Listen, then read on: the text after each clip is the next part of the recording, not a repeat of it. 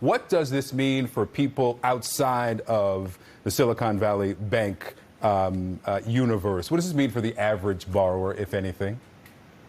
So far, it doesn't mean anything, but the big question is one of contagion. That is, what we saw in 2008 was when one big bank and a couple of others started to fail, could not pay their depositors, could not actually pay up what they owed. They were closed, and regulators had to move in very, very quickly. But we ended up with a financial crisis because, one big banking card easily starts tipping over other cards. It's a house of cards. Now, we don't know yet about contagion. What we do know is that this bank was obviously overextended.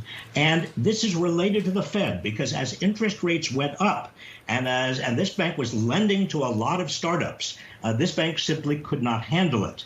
I think that this is the biggest economic news today. It is not this jobs report. The jobs report was good, and it's kind of signals to me a soft landing. But I think that in terms of what the Fed is going to do, this bank implosion, this potential contagion, may reverse Jerome Powell's direction. It may lead to, instead of a half a point increase at the March meeting, it may lead to no increase at all. In fact, it's even conceivable that interest rates start dropping out of a fear that we're going to be in deep trouble. You have advocated for the Fed to stop increasing the interest rate. Why? Before this issue with Silicon Valley Bank.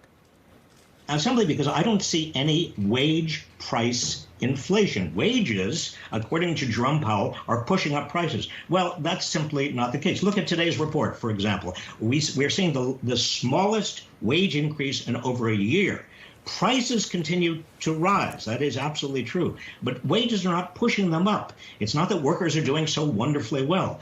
What's pushing up many prices domestically is big companies that want to increase their profit margins. And so they have monopolies or near monopolies, oligopolies. They are using the opportunity, using inflation as an excuse to put up their prices. So this is at its bottom here. It really is an antitrust monopolization issue. It is not a Fed interest rate problem.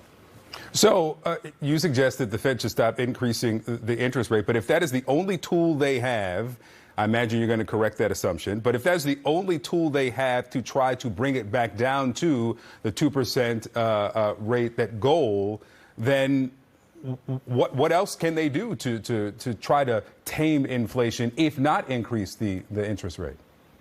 Well, first of all, let me just say it's not clear that they have to do anything else. Inflation is starting to come down. Now, we'll find out more Tuesday when the inflation report, the consumer price increase report, inflation report will be coming out. But as of what we know now, inflation is slowing slightly. And the key here is the direction. If inflation were increasing, that would be one thing. But if inflation is starting to slow down, if we're seeing it going in the right direction, then it's not clear that the Fed has got to keep raising interest rates and risking a recession that's going to hurt everybody.